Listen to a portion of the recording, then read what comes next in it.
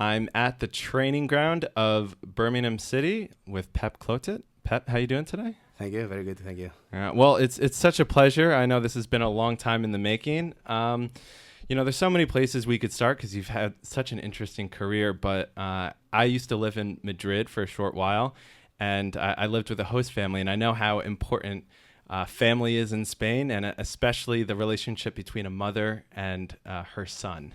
And I read your Coach's Voice piece, and it focused on your father. So I want to focus this one on your mother. What was the relationship between you and your mother, and how did she influence you?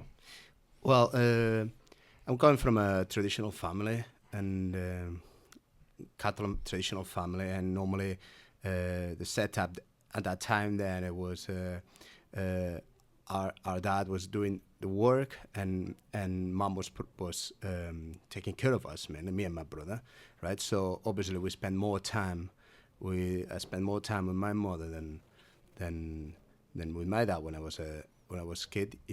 I think because of that reason, she always was the one who was driving. I was doing a lot of swimming, me and my brother. So when we were 3 years old, so taking us from school to there, from swimming them to whatever sports we were doing after, because in Catalonia at that time, until you're not 12, you have to do every sport.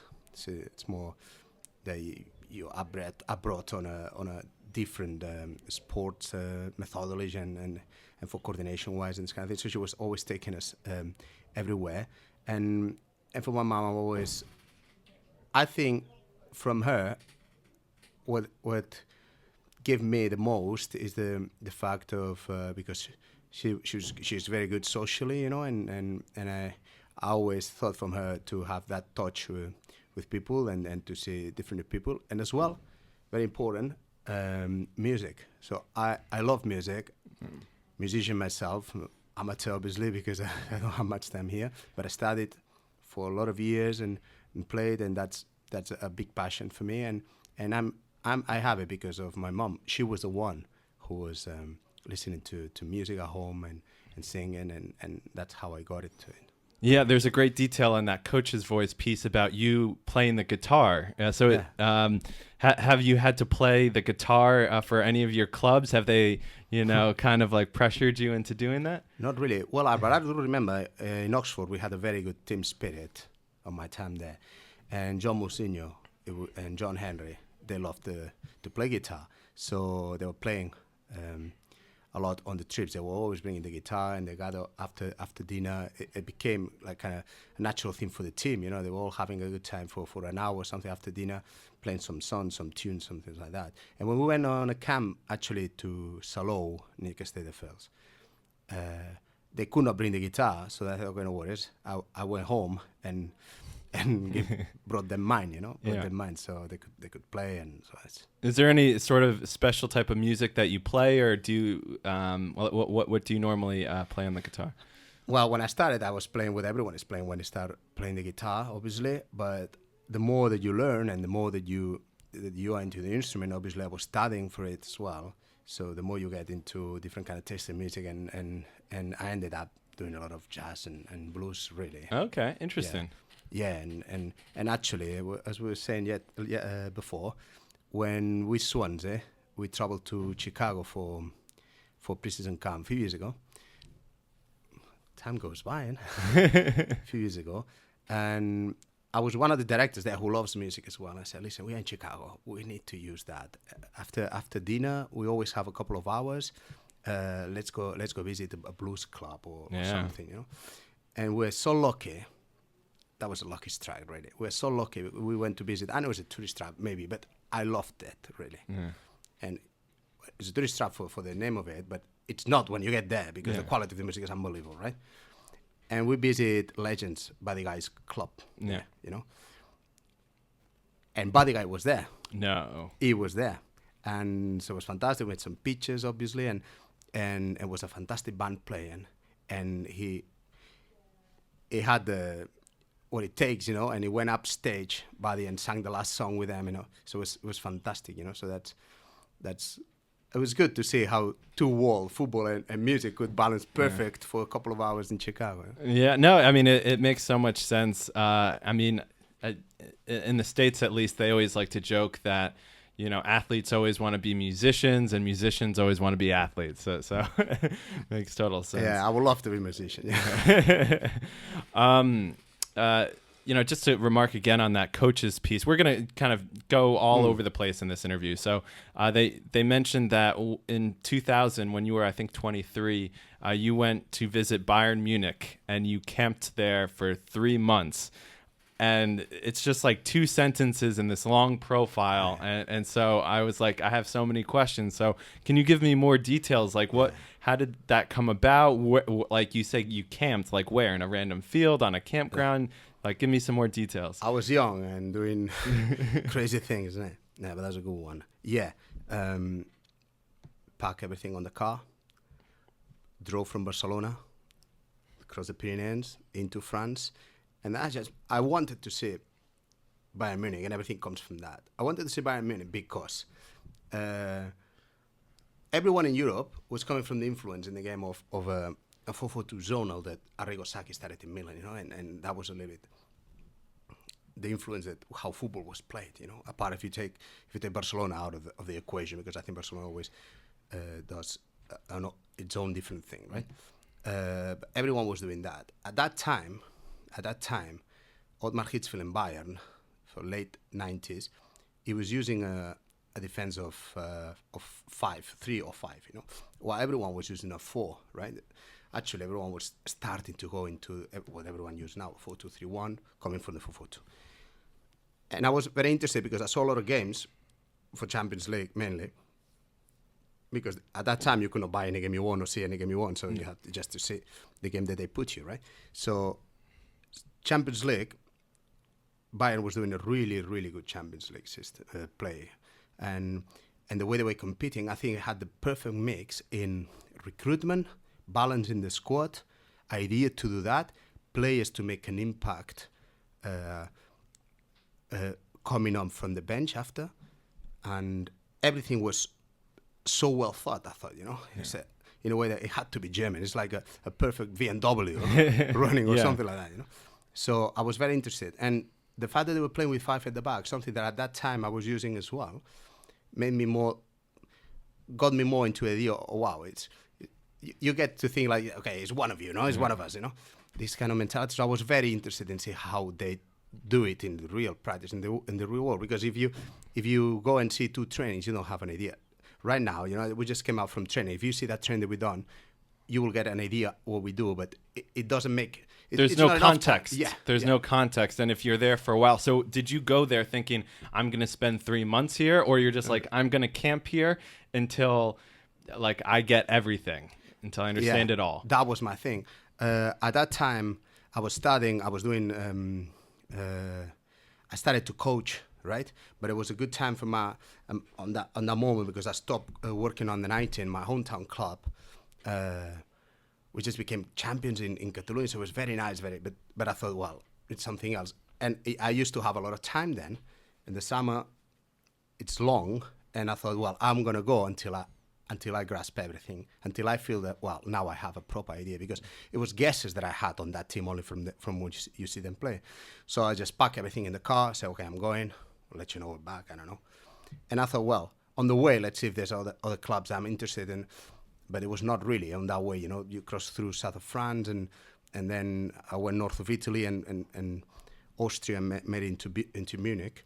And what I've done, I couldn't afford a hotel or an apartment or things like that. So I thought, okay, we need to put a camping tent here and camp on a camping, right? And do your own food, and that's the cheaper way to do it. And if I run out of money, I'll have to be back. Or if I grasp everything, and I learned as well that at that time how to manage a budget, because when I went there first training and the first week, I was lucky enough it was open training then. The facilities were fantastic. I saw things I'd never seen before. Training grounds. Like what? Training grounds. Okay. The training ground was unbelievable, and the academy well linked into the training ground and to the first team as well. Proper structure on a club. So it was something wow, And I was there for a week and a half, and I thought, oh, no, stay more. So I have to make that money last enough. Yeah. So I camp on a very, very nice place in Munich. You know, it was maybe 20 minutes drive to the training ground, or I was using the public transport, and in the evening or in the late afternoon when they were finishing, I was visiting a little bit Munich, practicing German and. How's your German now? Used to be good. Now, yeah, it's a language that I studied for 7 years. So. Okay. Wow. Yeah. So. Just from the outside, it seems like that moment, and this just could be me reading into it too much, but may have kind of given you the seed of thought for moving abroad when you went to Scandinavia, to Norway, and to Sweden later on in your career. Is that a correct statement, or am I just thinking into it too much? Yeah, no, I think it's because, a little bit. Two things. If you go deeper and you think about years before our childhood, at that moment, normally, no one from my country was going abroad on holiday. I think it was the language barrier or the economy or different prices. And Spain's also beautiful. Let's well, be honest. So we always went to the coast or to the mountains in my country. And I always had, I remember, I have a very, very clear picture of one conversation that I tried to have with two brothers, me and my brother, with two brothers that we met. I don't know where they were, from Holland or I don't know. Obviously, we could not communicate, but we ended up playing. I do remember that moment, right? And I do remember that. And then I thought, well, they come here to my country, so there has to be something outside there. There has to be something, you know. But I could not go. Actually, I didn't went abroad. If you take Andorra out of the equation, I didn't went abroad until maybe I was 16 with the school or something like that, you know. But I did learn languages before. So it was like, I want to see what's out there. You know. And that trip to Munich was like a trip to the unknown, but to fulfill two purposes. Not only to learn about the game and to learn about that team, that fantastic team, and that fantastic head coach that Omar Hitzfeld is, but as well to see and know about Europe and how different Europe is, you know. And going abroad, it was like a trip to the unknown, you know. Yeah. And that shaped, you're right, that shaped a lot. Yeah. That football is a way as well to fulfill that desire that I have as well, to learn from different cultures, and that gave me the ability to be able to adapt to different cultures. And you learn about yourself. Yeah. I mean, I've lived in Spain and lived in South Korea, and the thing you learn the most is about yourself in many ways. I want to talk about your time in Scandinavia. You jump over to Sweden. You go coach at Malmo as an assistant, and then you are the head man at Halmstad. And I just when you got your first, now you had coached in the lower leagues in Spain and been the head man there, but it's different when you're with a bunch of men and you're the head man. Was that too early for you? I mean, you were still really quite young, and experienced, but not tremendously so. Was it too early for you? I have the feeling that I would approach it different now. How so?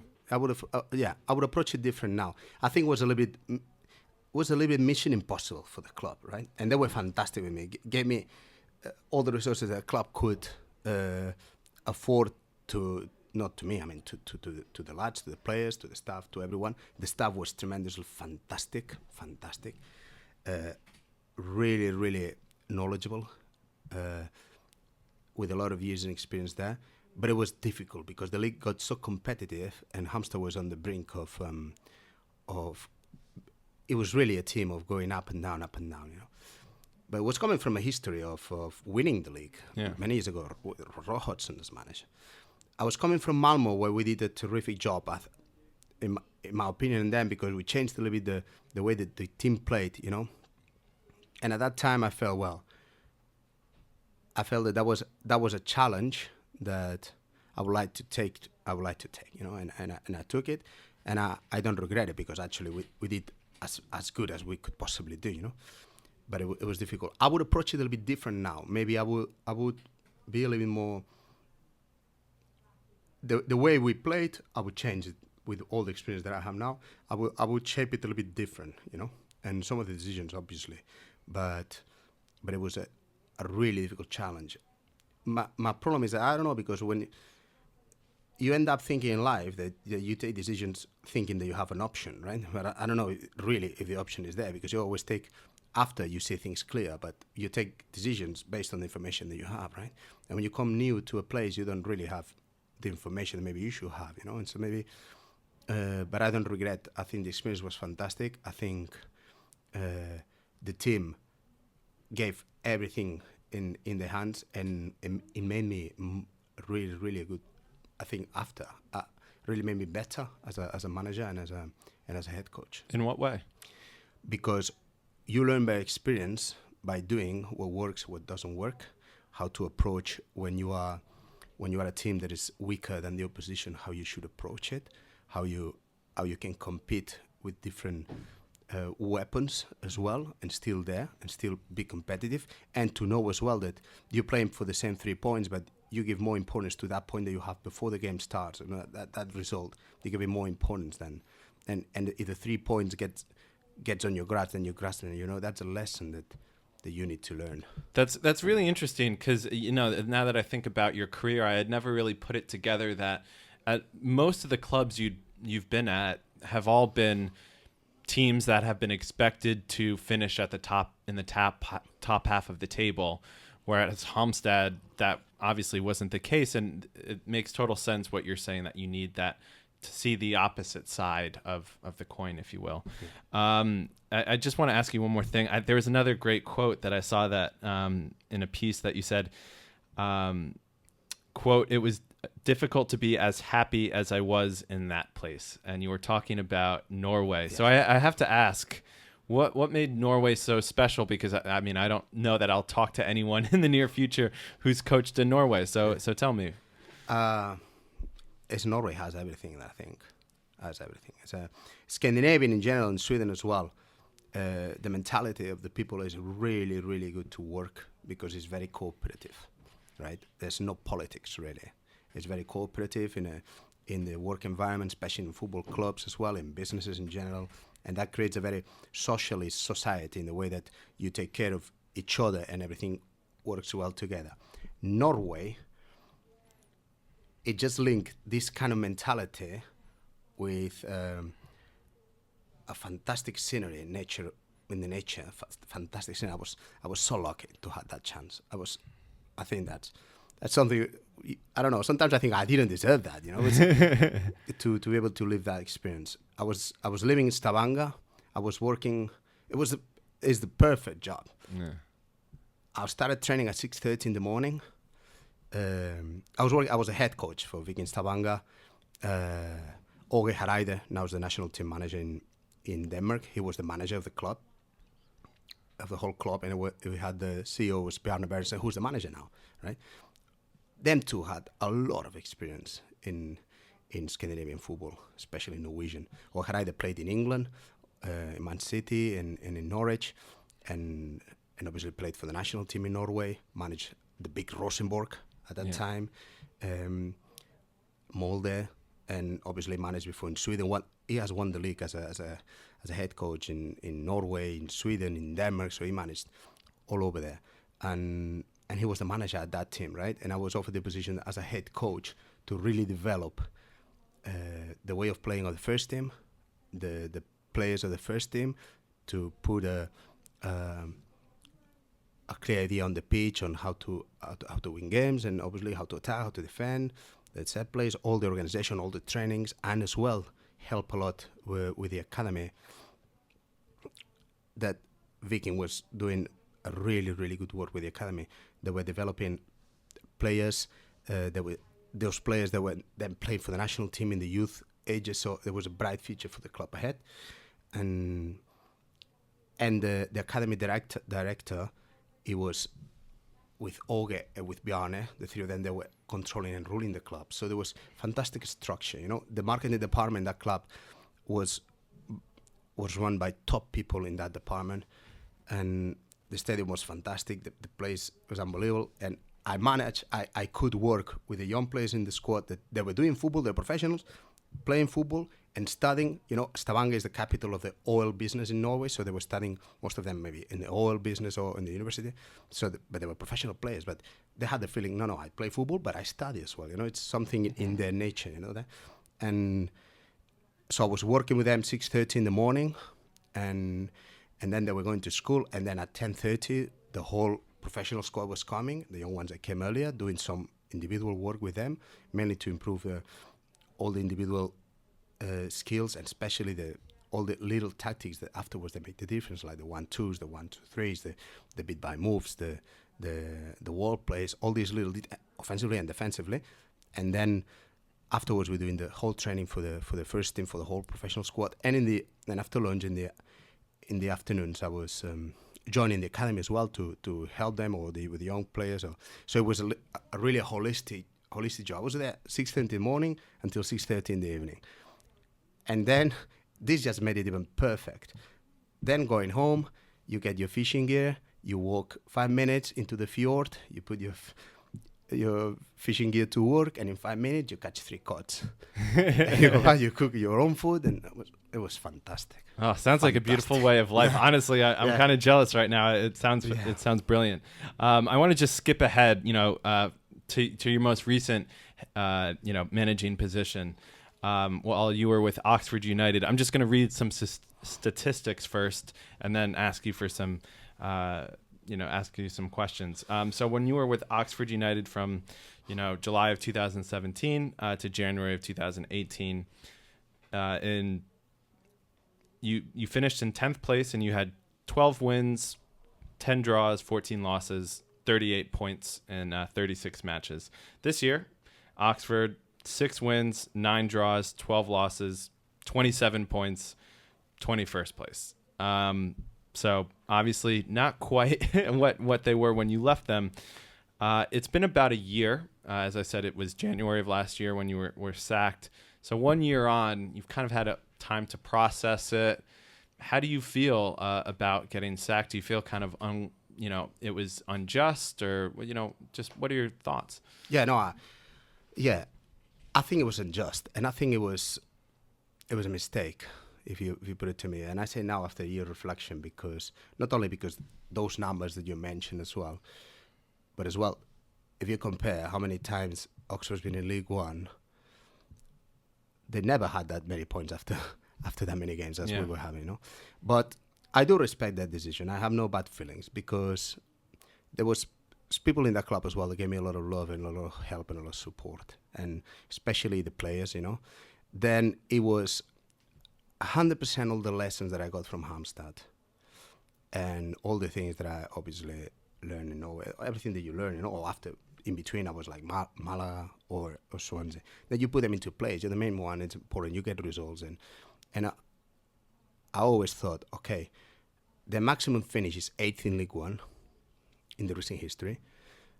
We got to improve that. So we always, my goal was always stay top 10, near the playoff. Second half of the season, we got to have a good push, because we put in a lot of work to develop a way of playing that will give us yield in the second part of the season, because it's a young squad, but with a really special mix of experience that I thought at the time was key. They got us through a lot of games, and that will yield a lot on the second part of the season. So I always thought that we were on track. Obviously, you're on track if you have that thing, and that's what the club asked me to do when we came. But obviously, if you think, because we're doing good, if you think that we should get promoted, this is when we are not ready, then obviously, then when you see the team 4 points off the playoff or 10th, then obviously you think, no, we should be first in the league, And so I understand, or I accept and respect that decision. I just think that we all should have managed to stay on the project we're building from the beginning, instead of be volatile on the moment of the thing, because I think the team was performing in a clear way. The team was getting the point. The team was fighting for that draw on the games that we could not win, and the team was winning the games that we could win, And eventually, and the players were, I think they were improving, and the team was improving.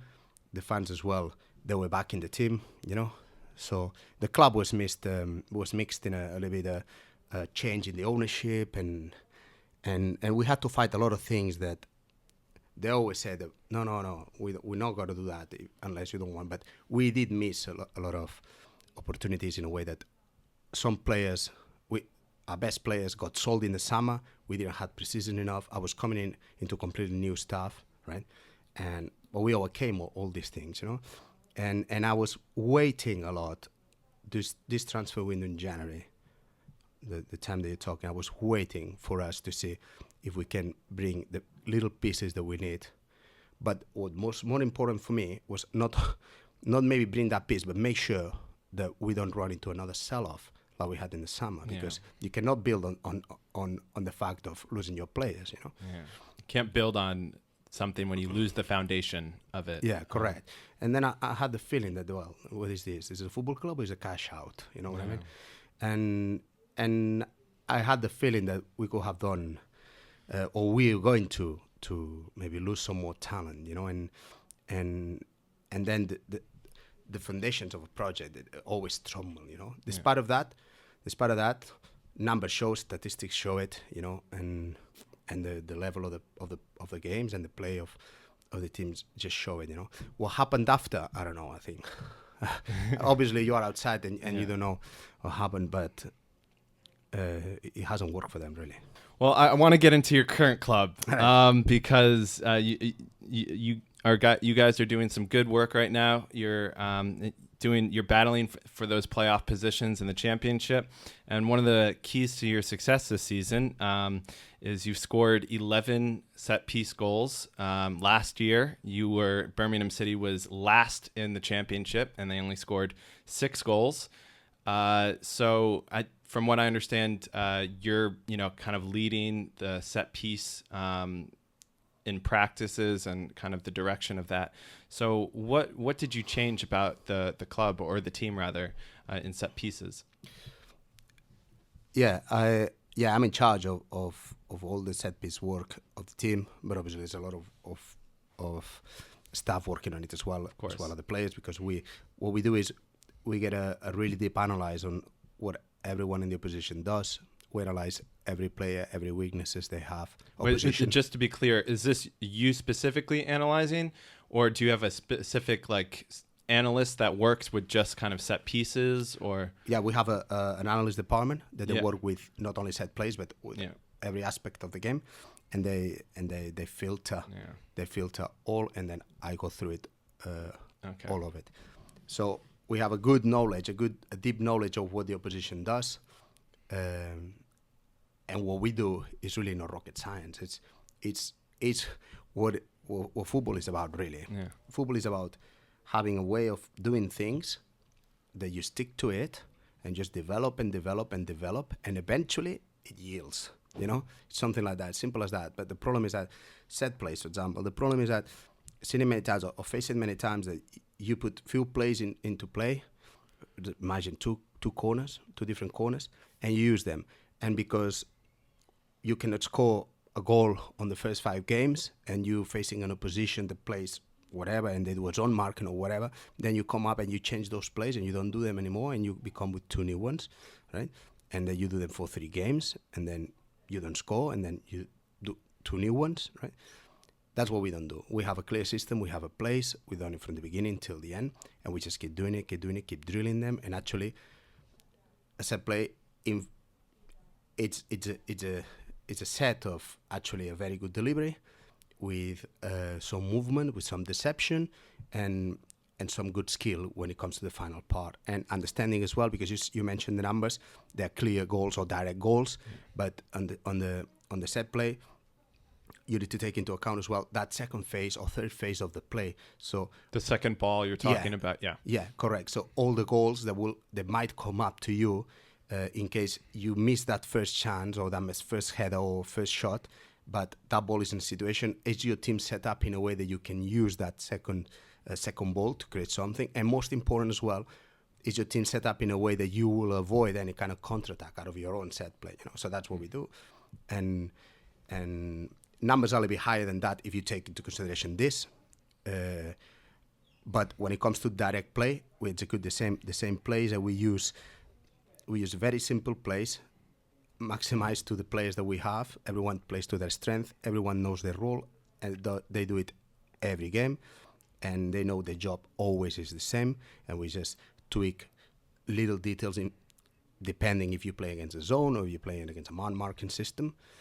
Like Norwich, they do a zone. We played against Middlesbrough last week. They do a man-marking system that we tweak a little bit the roles according to that, but the players know that. The players know that I have to do this, but when I play against a zone, I do it like this, and when I play against a man-mark, I do it like that. And it's the same play. And I think this becomes second nature for the players. They don't think about the play anymore. They just know that the play is that, and the ball has to be there, and I have to do the job. They focus on the role, and they execute. So, because set pieces is one of the things where it's really evolved in the last couple years. Specifically, you have set piece coaches now at a couple places, and there's been a real emphasis, obviously, in the World Cup. I mean, like half the goals in the group stage were scored by set piece. So how is your thinking on set pieces evolved in the last couple of years, or has it? Maybe it hasn't at all. Maybe you've been doing this since all the way back in Spain or in Sweden. Yeah, I had an influence of a manager that I had, and afterwards it was the teacher of the pro license in Spain. Was teaching techniques and skills and this kind of thing. So he kind of model my Well, can you thinking, just say his name so we can Giuseppe, give him credit? Yeah, sorry, Giuseppe Semelio. And it kind of from the beginning, highlighted to me the importance of it. Not only what people think on the normal set plays, like a wide free kick or a corner, right? We do work here, wide free kicks and corners, obviously. We work on central free kicks. Mostly everyone does that, But we work on every throw, whatever it is on the pitch, because throws are good chances to create problems to your position. And if you work on nothing, it's a good chance that the opposition will create a problem to you from your own throw. And goal kicks and kickoffs, we use it a lot. Goal kicks, we scored 2 goals here on goal kicks from the keeper. So basically, he influenced me a lot on that. So I've been using it all. But what life, specifically did he say that was maybe different than what other coaches were saying? Was it? I mean, I'm just trying to imagine, is he drawing up different diagrammed plays and emphasizing different... Well, I just want to be a little bit more specific. Yeah, we can. He teached me that the set play, I mean, you as a coach, you are obliged, you need to get your team organized. Yeah. Then you need to get your team organized on every aspect of the game. This means that when you don't have the ball, you need to know how your team is going to get that ball back, how you set up your team to make sure that you can get that ball back wherever you need to get it back. And obviously afterwards make the players know that and work it.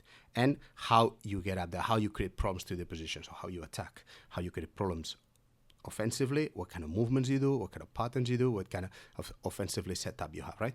So this is coming into the set play. Then set plays is the same. You need to get organized to avoid them hurting you and for you to have. It's like a game inside the game, right? Yeah.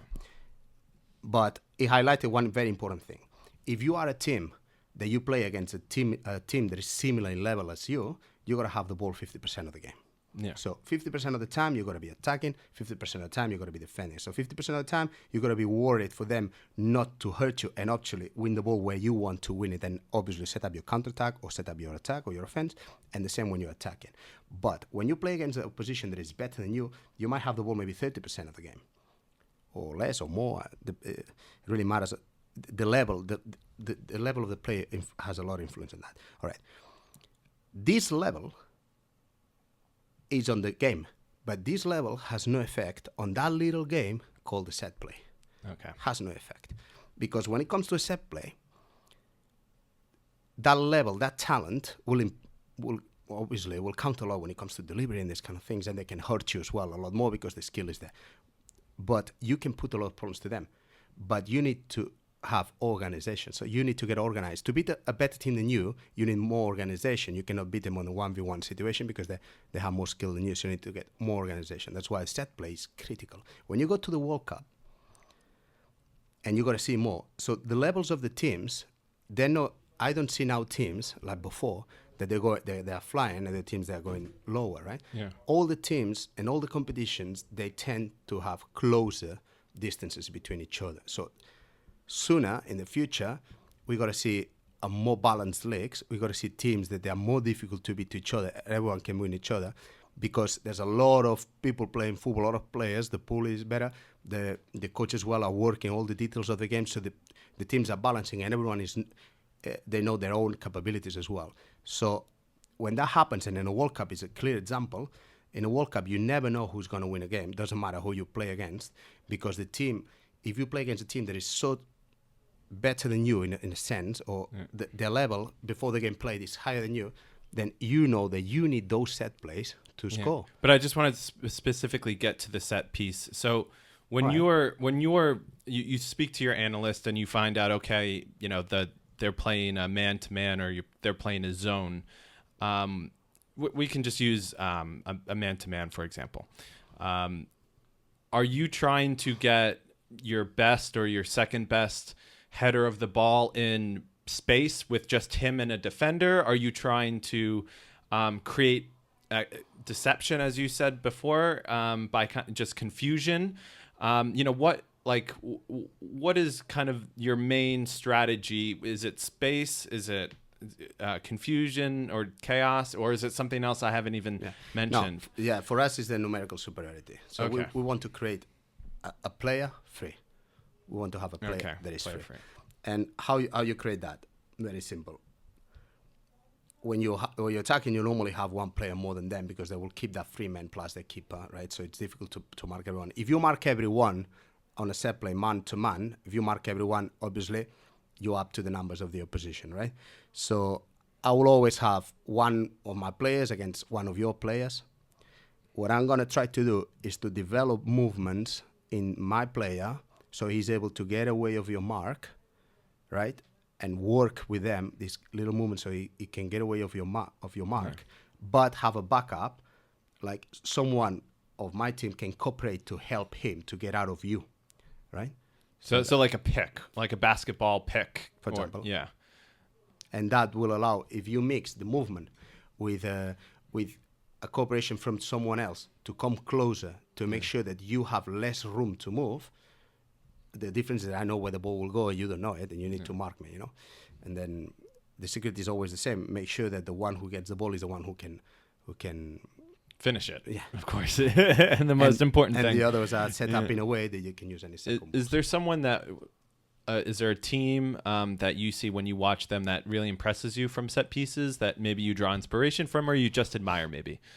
No, no. There's no one that I value everything that I see on any team. For example, that I don't come up with a lot of things. The corners, I always use them corners that we're doing now. I always use them wide free kicks, but like the throws, I steal them. You know. Yeah. I stole one from Napoli, and one from when it was 1-2. I don't know. Someone did it to me years ago. So, everyone steals from everyone. Yeah, I mean, you need to. But that's why the game will become more balanced in the end. Okay. Are there any other trends or evolutions that you see? Because, I mean, that's an interesting one that you just said. Oh, yeah. It's a clear one now in the Premier League. What? Like, there's a clear one. Like, if you say Spanish football or English football, Premier League football, you could see a lot more intensity in the Premier League, right? Yeah. It was mainly because that front foot mentality, very dominant here in England. They are based to try to win the ball as quick as possible as you don't have it, or try to keep the opposition away from your goal, or try to show the intent of getting back on ball as soon as possible, the so-called pressing, right? But we actually seeing a little bit more the opposite. We see more tactical awareness on blocking the space, right? Because if you go against a team higher up the pitch, you might leave yourself a lot of space in behind that they can use. So I start to see a trend of on reshaping that space, not let the opposition use that space against the pressing, against the use of pressing. Yeah, I mean, you do start to see that. Even Liverpool kind of started to do that a little bit this year. They've, backed off and they just want to control the space. It's always such an interesting battle when they face Manchester City for that exact reason, in my opinion. But that gets us back to what Arrigo Sacchi was doing in Milan in the 90s, was making sure that you don't press a man, you move according to where the ball is, and you set up your team in covers, in a pyramid if the ball is centrally, diagonally if the ball is wide. So it's like goes into circles, really. What have you seen as the biggest evolution in your as a coach for you? Maybe something that you struggled with early on that you feel quite comfortable or even confident now in? Yeah. I've seen a big change in myself as well. I think Birmingham helped a lot for that, but you're a product of your own experiences, of course. But before, when you're younger or you study, even the players sometimes, a lot of times, we think, we want to win those 3 points at play, right? And kind of changed my mentality. I think the most important thing in the game, you start a game 0-0, every team has 1 point, right? Yeah. The most important thing is to make sure you protect that point as much as possible, right?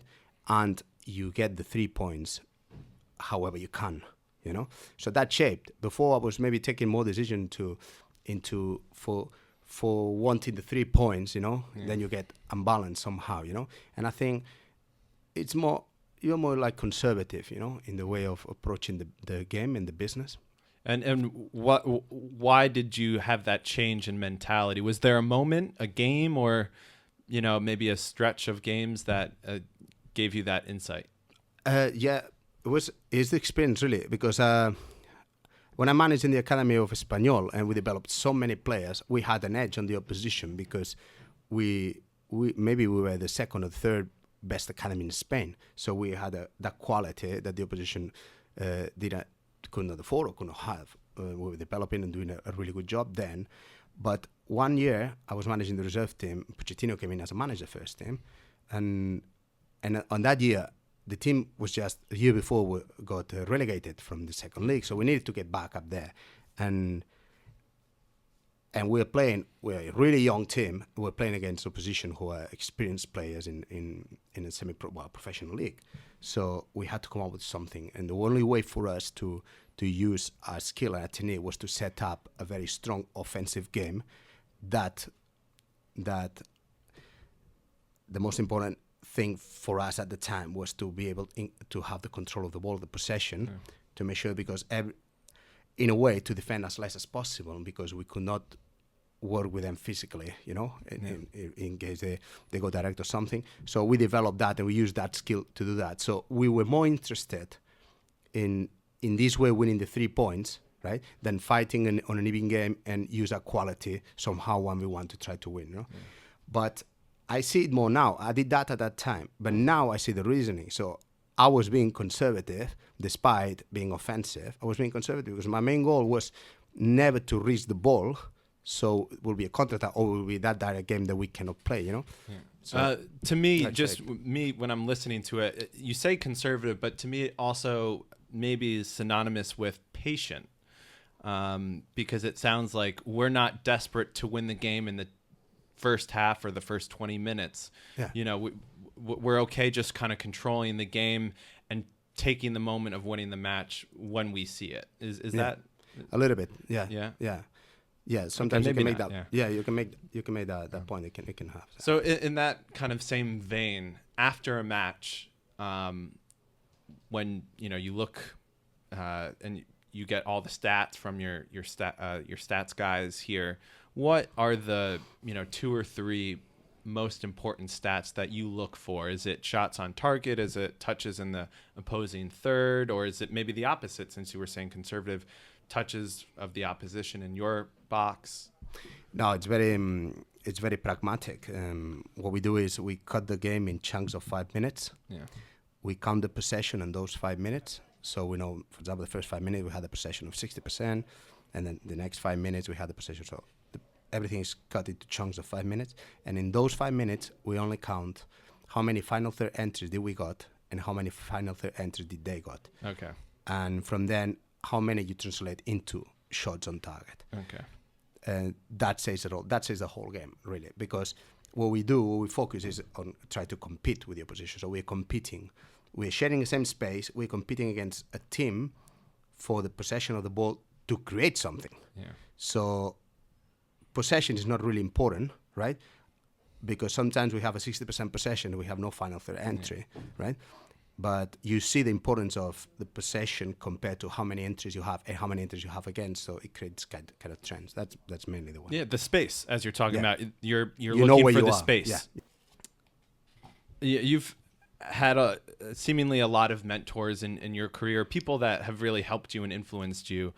There's a great quote that I have down here from one of those mentors, Manel Casanova. I hope I'm pronouncing that correctly. A good coach is one that when he takes a good player, he doesn't make him worse.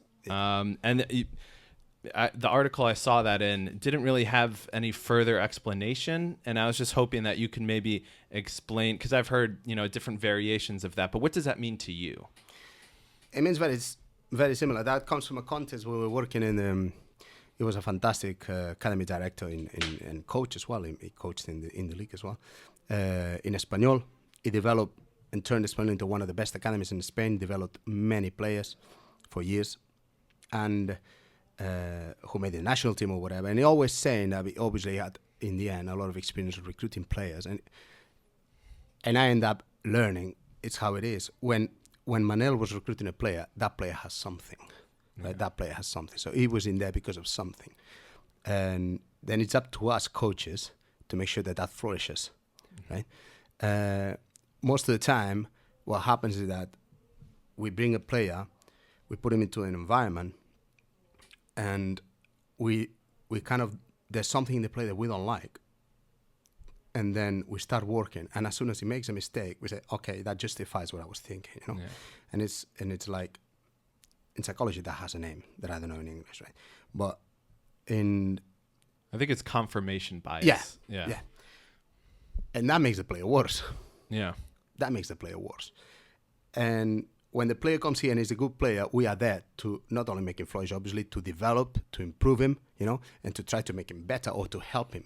You make a player better by two ways: with game time, or with improving him, teaching him how we work together as a team, or how we develop individually. So this is the two ways to do it. Yeah. So it links into that more. Yeah. Have you? I mean, because I'm sure a lot of people listening, are young coaches, or maybe they're not even coaching, and they're thinking, wow, this guy is kind of at the elite level of his profession. He probably, or maybe he hasn't struggled that much with that. So have you ever struggled developing a player, as you said, and maybe inhibiting, his strengths, or, and him improving? Oh yeah, all the time. Can you tell me just about one specific time? And I can tell so people can maybe relate. Yeah, and I would like to tell them as well. I don't know why they should listen to me really, though, but I can tell them how I do it. Yeah. So it might work for them as well. I can. I had a player in Espanyol, actually, really, really good player at his age, and it was one of them that he had a lot of talent. He was a midfielder, offensive midfielder. He had a lot of talent, and we were trying to work. It was a key piece for us, despite he was younger. It was a key piece for us, and we could not. We thought, he can be much better, but we never see that progression. So we gave him more game time, because game time always makes them better anyway. Of course. So we gave them more game time, but always had the feeling that he should be something better. And then you go into analyzing what's his family situation, or why is he struggle there, or how he takes on information. I had another player. I can mention the name on this one because that one made it. This one made it. Yeah. Tejera. We had what's his first name? Sergio Tejera. Oh, okay. Yeah, he's a Catalan player. He was with us in Espanyol. He was working with us despite him being 1 year younger, so he was always ahead of his teammates. And we lost him for a lot of money, obviously, but we lost him. Chelsea bought him. Played in Chelsea. Then afterwards we had to spend. He came back, played Mallorca and played Espanyol. So he played the first team in the end, And still playing now in another team. This player I always had the feeling that the fact that he was working a year above was a massive opportunity for him to be able to show this level against a stronger opposition, right? But I always had the feeling that I failed in developing, because I never really see a huge improvement or what I was expecting, you know. So coaching is always a story of failures, you know. Sorry to interrupt you. No worries. Is there something that you feel like when you were looking back on it that you would have done differently, or in that specific situation, or like, man, I wish I had done this? Or Yeah, all the time. no, but that specific situation, what Yeah. like do you remember? Can you think off the top of your head? You remember like what you would have done differently, or Yeah. It was very good 1v1 yeah, offensively. I would have developed him all the tools that a player needs to be able to beat opposition without the 1v1, right? For a second I thought that was my phone. I don't know why. It's So, over there. like, the problem is that he was 1 year younger. He was playing with us on a year ahead, and he was beating people anyway. Yeah. So he never had the need of the use of the combination to beat someone, right? Yeah. If I'm trying to beat you on 1v1 and I'm better than you 1v1, I don't need nothing else. I will just beat you, you know? Like Messi can beat anyone 1v1. But maybe I'm smaller than you or you're quicker than me and I need other tools. Like maybe I need to...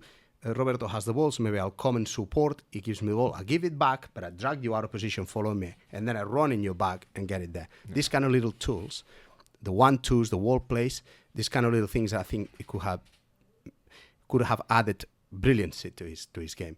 But obviously, the problem was that he never needed that. So it was like working for something that he doesn't really need at that level. You know? Something I like to ask a lot of my guests is, what would you change about football in general? So like probably a rule or some sort. I mean, I'm sure there are many, but if you could just change one rule, what would it be? I would add the player.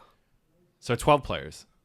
Interesting. Ooh, I love this. No one's ever said that. Let's go into it. But I had really thought it for years, you know. I would add the player. Maybe the pitch a little bit better, but not much, right? Nothing really visible, right? Maybe at 3 yards per side and 2 yards long. I would add the player because the game will be perfect then. The game will be perfect tactically and will be perfect in roles. Because now you have players who defend, normally are defenders, players who attack, normally are strikers, and then you always have one player, right, who helps the defenders, a midfielder, more thinking about helping the defenders defend and attack as well. You know, defenders always attack, but they are back, you know. All right. And you have a midfielder who's more thinking about offensive, right, to help the strikers attack better. And as well, when the defense, to help the strikers defend better. So it's more linking to them, like kind of 10 or something. And then you have another midfielder, like a normal role. So on any system, this works on any system. Yeah. And a midfielder that helps that midfielder do the work with the back line and helps that offensive midfielder do the work with the offensive. A box-to-box midfielder. Kind of. Yeah. They call it like that here. You know? All right. I do think that the game produced, the offensive game produced by two strikers, it's very difficult to defend when they are coordinated. Because, very simple, you're playing against a back line of 4 players, and I'm having 2 strikers. If you think the one striker is playing on his own, the other one is playing on his own, then obviously the back line is safe. But when the midfielder has the ball, and one of the strikers, who's with the centre-back, offers him support, comes and creates space, drags a little bit that centre defender back out, creates a gap in the back of his central defender, and offers support, direct pass to him, you have the other striker attacking the back of that central defender. Okay. Right? So that's how we played it with the 2. Yeah. Right? Okay. So in my way of thinking, the fact of playing with 2 players up front creates a game that everyone will enjoy that, you know, if it's organized, because it will create a lot of problems to the opposition. It will make it difficult as well for them to be able to play up from back, these kind of things. But you always end up missing the supplier to them, because if you have the two players up front, you are missing that player that we said before. There's a midfielder mentality, someone with the mentality of a midfielder whose job is to help the forwards, you know, who's the kind of the assister to them, or kind of thing like that. And then unless you go to a 4-4-2 in diamond, where you can have that player behind the strikers doing that, but then you lose the beauty of the wings in the game and this kind of thing. So I always thought that adding that extra player would increase the quality of the game. But obviously that's a really romantic thought, you know. That will never happen. But I think it wouldn't. I never tested anyway. Huh? I think the It's all only empiric. people that would be in favor of that is like any players union, because they would get more people And paid agents. potentially, and agents, And of course. But actually, I like that idea. I mean, anything, in my opinion, to get a little bit more attacking football is always a good idea. That's really interesting, though. I never thought about that. Who either inspires you now, or who do you look for just different ways of thinking? Not necessarily that you're always checking to see if they're writing something, or if they're, a coach that you're always watching their games, but who do you just like to keep tabs on because they're interesting thinkers? Yeah, I keep a lot of communication with that mentor of mine, Espanyol, still a massive influence. And can you just say where he's at? no, he's retired now. Oh, he's retired. Yeah. And I keep always a close eye on many teams, but especially like Marcelo Bielsa. Always followed him for a lot of years, since I did one of them as well, when one of similar one to the one in Bayern Munich, because when I was in the pro license, that was in we had a football center was outside Barcelona in Sant Cugat. And actually, he was in Argentina then, so he because he was in Espanyol before, the same club as me. So he had a training camp in Sant Cugat while I was there on the pro license. So he trained there for 2 weeks, I think, preparing the World Cup 2000, the Korea-Japan 2002, was it? Yeah.